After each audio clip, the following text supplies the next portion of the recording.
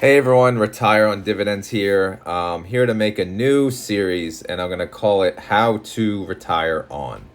So what we'll do in this series is we'll basically pick one of the high yielding ETFs, and then we'll calculate, based on historical data, how they did and everything, and then use that data to calculate how long it would actually take to retire on dividends.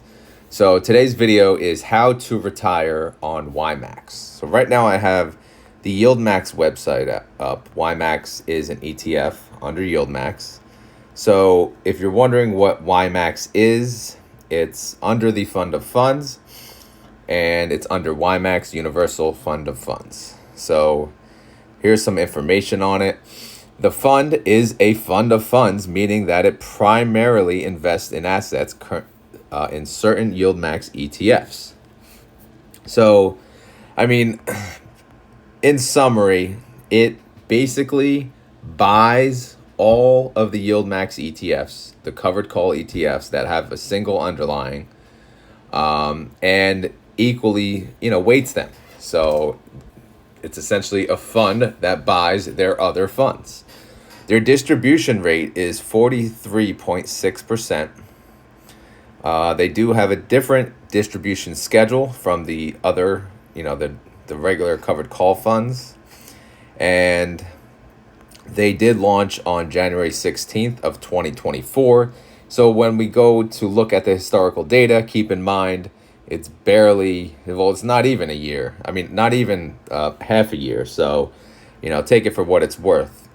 The management fee, it's about 1.3%, which in most areas is considered very high. However, when you yield over 40%, you're willing to pay that. So far, the net asset value of this fund is $169 million, which is pretty large considering how new it is. Shares outstanding about 8.4 million. The price is around $20.19. And as far as the holdings go, so if you go to the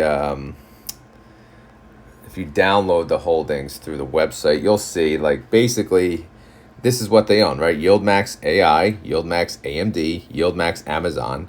So these are, essentially those funds, like the AIYY, the AMDY, the AMZY. That's what they own. And then you'll see the percentage. Typically, it's around equally weighted. They rebalance it frequently. So that's, I guess, part of the management fee, them doing that. So they basically buy all the funds so you don't have to, and they keep it equally weighted. And the good thing about keeping it equally weighted is that it spreads out the risk. Because a lot of these, all of them are, essentially pretty risky, right? So especially how the funds works. But if you invest in all of them together under one fund, it gives you a little better diversification. So if one does fantastic and another does horrible, you're essentially right in the middle, right? It's irrelevant to you because you'll be capital flat. And if you can make 40% yield on capital flat, that's a win. I'm not going to go into the prospectus or anything, but I just wanted to give a brief overview of YMAX before we talk about the numbers, right? The data. So for those of you that don't know YMAX, obviously you can check out my other videos and I cover that in detail. I also cover the funds under YMAX. So, that's a video for another day. So go check them out. All right, so let's go. It's not a video of mine unless I have a spreadsheet. I know people love spreadsheets. So here it is. So this is what I'm going to, make the series based on. I'm going to have essentially, the same type of format for every fund that I do. And again, I'm starting with YMAX. So YMAX launched at $19.90. Today's price, it's $20.19. That's as of the close on, this is today -1, so as of 5/28. All right. That's a capital appreciation per share of 29 cents or 1.46%. So again, that's not, that's good, right?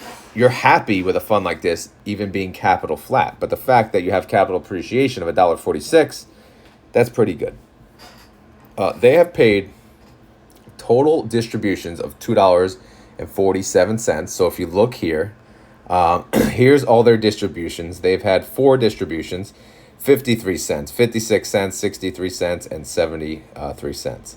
So the price obviously varies at declaration, but you could see it yields anywhere from 30 all the way up to 42%. Okay, so let's go back here. And so if you take the distribution plus the capital appreciation from inception, you have a total return of $2.76 per share, which is a total return percentage of 13.85%, which is pretty damn good. So their average yield is 35.22%. And how do I get that? Well, it's on the distro tab under, I guess it's down here. I have the average. This calculates average of all of the different yields at the time of declaration. So at the time of declaration, there's obviously different yields, but they average up to 35%, which is, again, really good. Capital appreciation, I'm just pulling that from up here, 1.46%.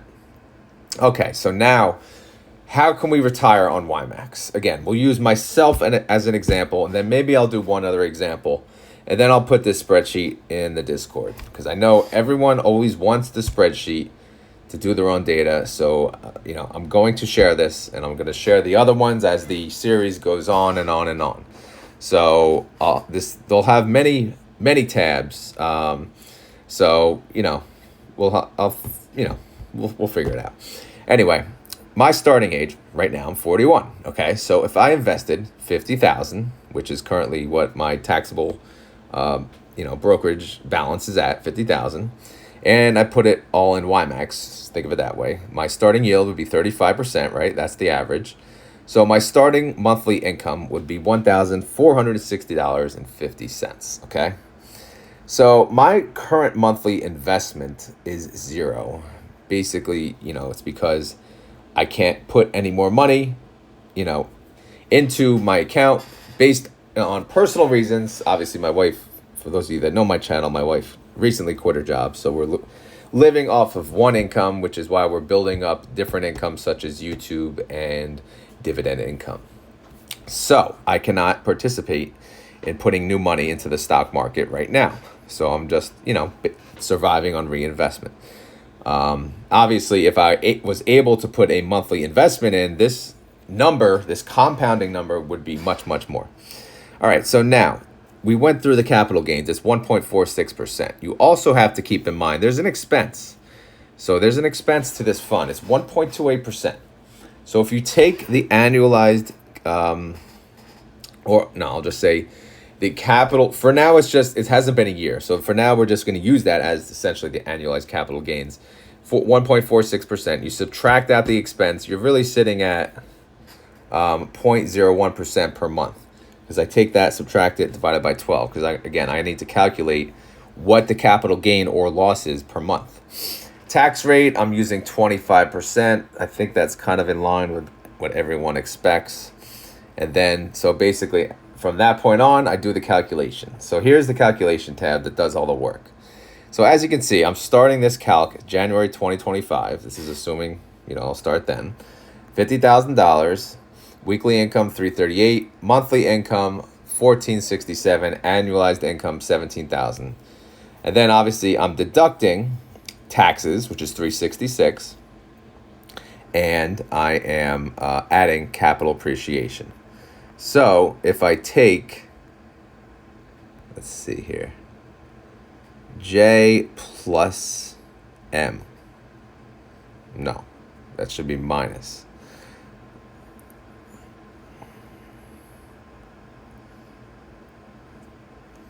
Yeah, the taxes, the signage of the taxes is inaccurate.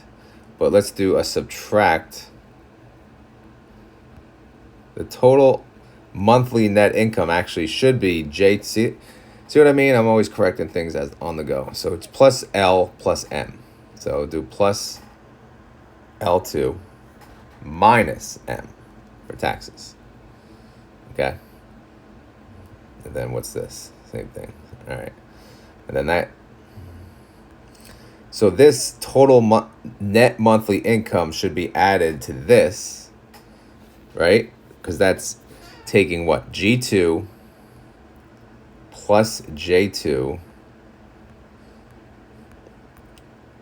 plus L2 plus H2 contributions minus M2. Okay, so I'm not even... All right, so I didn't even need that because the capital calculation is really doing the proper work. All right, so let's fix this though. Let's copy this down. Total net monthly income. Actually, this should just be... Yeah, we're not going to count capital appreciation. We need to take out that. So it's just minus taxes.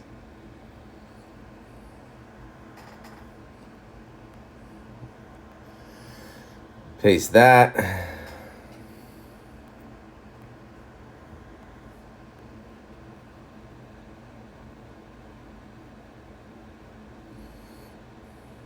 Sorry, guys. It happens. Happens to the best of us. All right. So obviously that changes things, your monthly net income. All right. So let's go back up to the top. All right. So this obviously will track on a monthly basis how much, again, with 100% reinvestment, how much you will be making after a certain amount of years. So if we go down to when I'm 42, in, let's say, January of the following year, I'll be making 1909, okay, in monthly income. That's gross, of course. Annualized income of 22,900. So if I keep scrolling, anything in red is essentially a new year. So the next year, so this is two years later, I will be making a monthly income of 4202, right? So again, this calculation spreadsheet, this has all the details. So if you guys want to change anything on here, feel free. It's going to be your own spreadsheet, once you download it. This is just what I thought made the most sense. However, if you don't even have to go here if you don't want to, because I made something on the top right here that automatically pulls it. So again, based on what I did, 50,000 at 35%, year one, you're making 17,610. I just want to make sure that's pulling right. Year one, 17,610. Yep, see right on the top, 17,610. And that comes to, again, a monthly income of 1467.50. Yep, so on and so forth. So year five, I'll be making, again, assuming everything happens based on the historical data of YMAX so far. After year five, I'll be making 50,000 a year. After year 10, I'll be making $187,000 a year. After year 15, I'll be making $699,000 a year. After year 20, $2.6 million a year. I know this sounds so ridiculous that you're probably like, shut the hell up. There's no way this is possible. But again, guys, I am using historical data, okay? So if you're not comfortable using, the capital gains, if you want me to add a buffer in here and just say minus, let's say it's going to lose 3% a year, right? So that will, that'll change the capital gain number to negative 0.24%. So how does that change the overall numbers? Well, even after year 10, I'm still making $144,000 a year, which comes to $12,000 a month. Can you retire off that? Probably. A lot of people can. But if I go another 5 years, I could be making $463,000 a year or $38,000 a month. And year 20, forget it, $1.4 million. So again, if they can consistently yield 35% and, I subtracted 3% from the 1.46. So that was actually just a minus 1.54%. But you get the gist. Even if you assume capital loss of 1.54% every year, right? Minus the expense, you're still going to make good money. I mean, how much more do you think it's going to go down, right? Do you want to make it like 6%? Is that... Is that like what you think of this fund? I don't know. It all varies.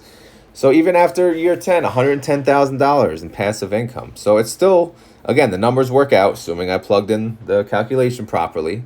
The numbers, they look good, right? Again, so see how the capital appreciation flipped negative?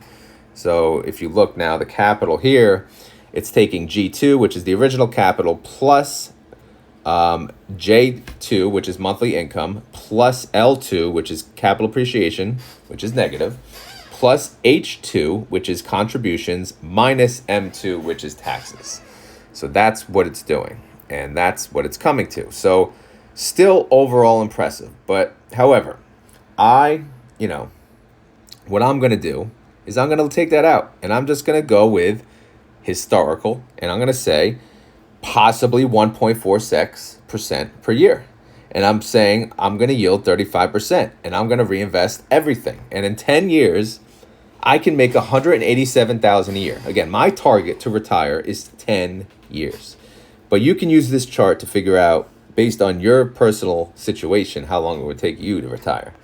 If you had $50,000 like me, and you are able to make a contribution, again, monthly investment of, where did it take it? C16. Oh, okay, right next to it. So it's taking this number. So what's your annual contribution? Let's say you could do $1,000 a month, right? So that's $12,000 a year. And you had 50,000 like me, right? So that would change things a lot. So if you scroll over here, you'll be at 1.3 million in 15 years. And by year 10, 341,000. I'm pretty sure the majority of us can retire making $341,000 in annual income. And by then I'll be 50. So obviously I was putting $1,000 a month in before my wife quit, but to have the better lifestyle, we had to sacrifice that. So that's something we have to deal with. So the numbers will be less. But again, each person is different. Your starting investment could be $500. I understand that. But you could have, obviously, a monthly investment, which, again, when you have that adds up over the years if you stay consistent.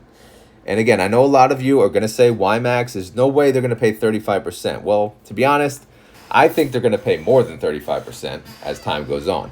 The real question is capital appreciation. Are they really going to maintain capital appreciation? Well, so far since launching on January 17th to May 29th, yes. The answer is yes. So, again, that's subtracting out the distribution. So they're doing pretty good. Total return, 13.85%. So how to retire on YieldMax? Well, this is it. This is how you do it. And this is just like an amazing, like if you have, say, $1 million, right? If you just have it, let's just say you have 1 million and you want to retire, but you don't think it's enough money. 1, 2, 3, 1, 2, 3, right? And we could just look at year one. That 1 million, that'll give you $352,000 a year, $29,000 a month, right? That's doable. So if I had $1 million in a taxable account, you damn right I'm retiring. You damn right. And again, when I say retire, I mean something different. I just mean I'll have the ability to retire. Where I'm going to work is undecided, right? Maybe at the same job, maybe at a different job, maybe at a part-time job. But the point is I'll be able to retire. So, that's the idea. You want to be able to have the option to have financial freedom, So that's the whole point of this. And that's why these funds are great. So again, today, this was the first version of how to retire on. So I will now accept comments down below of the next fund that you want me to go over. And then I will make a video on it. And then I will share that information via spreadsheet on the Discord, just like I will with this one. So let me know. You can let me know on the comments, or you can let me know in the Discord what fund you want to do, how to retire on next. I mean, it really should be a higher yielder. It should be, the lowest I would think is 15%. Something like that. Like SFOL would be the lowest. They do like 16%. I don't know. We'll see. We could always just try it out. I know QYLD is around 12%, but you guys may be interested in something like QQQY, right? That's a high yielder. However, capital depreciation That's a real thing on that fund. So, you know, that would be an interesting fund. But I'll let you guys tell me what the next fund is. We'll see what the majority is. Maybe I'll do a poll, but just start with the comments and we'll go from there. So I hope you guys enjoyed this video. If you did, please hit the like button. Also, as always, this is not financial advice. I am not a financial advisor. This video is for fun and entertainment. So hopefully you had fun and you were entertained, and hopefully some of this, you know, gives you some hope, right? Gives me a lot of hope. That I'm not going to lie. Again, assuming I plugged in the numbers. If you guys see an error when you open the spreadsheet, please let me know. Because, you know, sometimes when you're just dealing with all this, it's like you go blind, you know. I know you spreadsheet nerds out there, you know what I'm talking about, but sometimes it could be too much. But yeah, that's all I got for today. So tune in for the next one, whenever that is, or just tune in to my next video. All right. Again, thanks for watching and have a great day. Later.